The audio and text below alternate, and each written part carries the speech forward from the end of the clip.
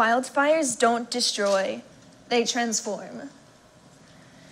You might be saying to yourself, wait a minute. These fires are so destructive. What do you mean they don't destroy? While fires do have a destructive nature, this isn't the full picture. Especially out west, we see yearly fires that destroy people's homes and livelihoods. Fire is often seen in the public imagination as a bringer of chaos and destruction. However, this view doesn't represent the whole picture. Do you remember Smokey the Bear? Pretty much all Americans know his posters, recognize his name, and know his slogan, "Only you can prevent forest fires," which is now "Only you can prevent wildfires." But anyway, Smokey the Bear has been one of the most influential advertising campaigns in US history, and he has had a lasting and continuing impact on the way we see forest fires, giving people a one-sided view of this phenomena. In the long run, he has had a negative impact on the way we see forest fires. Some fires that shaped this view in America were the Peshtigo Fire in 1871, as well as the Great Fire of 1910. During these fires, thousands of lives were lost and millions of acres of forest were burned. The National Forest Service was founded 5 years before the Great Fire in 1905 in order to provide quality water and timber for the nation's benefit. So losing timber went against one of their main objectives. After the Great Fire in 1910, they had to prove their worth to the American public and to Congress to continue their program. Because what's the point of a forest service if they're not saving the trees? So in order to prove themselves, they enacted and strengthened their fire policy, aiming to prevent all fires from happening and to put the ones out that started out as quickly as possible. The goal was to create a fire-free landscape. However, people didn't realize that this was a very bad idea. The very forest that they were trying to preserve needed fires in order to flourish. They were in fact doing harm. The benefits of maintaining a forest fire regime were not well known. Just like Smokey Bear, they were wrong. To relate this issue back to you, think about your emotions and mental space. If you repress something, or if you refuse to deal with the stresses in your life, it'll all culminate in a breakdown or an explosion. So this is what happened in our forests. Without periodic growth to clear out the undergrowth and dead trees, they began to accumulate. Here are two pictures in Yosemite, taken 80 years apart, one in 1890 and the other in 1970. If you look closely down here, for reference, these little smudges are people, so these are giant trees. So under the rules of fire suppression, the clearings that you see here disappeared, and the forest became crowded, chock full of trees. And with this dry summers, all this dead matter dried up. So when a fire did start, whether by lightning or by human causes, it was much more intense than it would have been without fire suppression. Take the summer of 1988 at Yellowstone, for example. The fires were preceded by drought and dry conditions.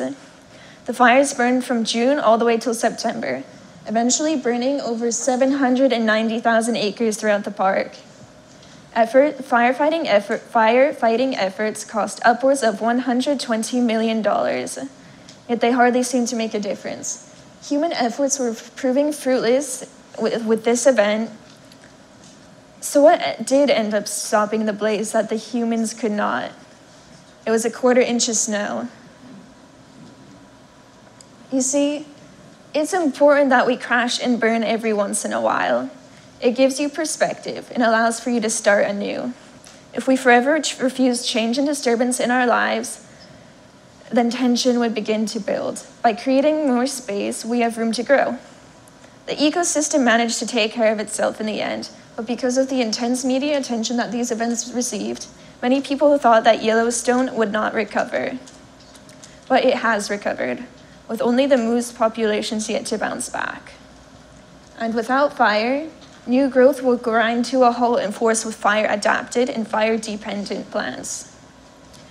This whole idea of cyclic growth and decline isn't that crazy. Economic cycles go through something similar, with growth in a peak followed by a decline in a recession. Many plants, including many pines, such as the lodgepole and ponderosa, as well as the iconic giant sequoias, require fire in order to reproduce. They have what is called serotinous cones, one of which you can see here. This one is open. So the seeds are hidden inside the cone by these scales, and when the cone is closed, the scales are coated by a resin. Only with the intense temperatures of a fire can the resin melt to allow the scales to open and the seeds to fall out and replant themselves. In addition, some animals like the bluebird also require the habitats created by fire in order to survive. They nest in the hollowed out cavities of trees created by fires. However, most people don't like change, and we want to keep things stable in our lives. We dislike the unpredictable. Changes to plans, moving, and other transitions through life make us uncomfortable. We like to have a plan or framework for our lives, goals to strive for. We want to predict where we're going on our journey of life. While people can predict with some accuracy when or if a fire will occur and where it will go from there, there are many unknowns, and there are numerous factors bringing into this decision, such as wind, weather patterns, and climate, which all contribute in unpredictable ways. We need to embrace the fact that our forests need change. Removing fire from the ecosystem creates more problems in the long term than it solves. We need to reintroduce fires to our natural lands across the United States. We can do this by letting naturally caused fires burn, as long as they don't threaten human lives, and by performing prescribed burns. Prescribed burns are purposefully started, low-intensity burns that are highly monitored, that are started in order to clear out the undergrowth and to dead matter and to reseed new trees. They also provide ecosystem benefits that vary by landscapes. So even though we might want to keep our lives the way they are, we need to embrace change. Throughout our lives, we are always changing, and so is everything and everyone around us. It is the only constant. So I hope you think more carefully about the events and phenomena around you, as well as contemplate the true consequences of change and the complexities of it all. Thank you.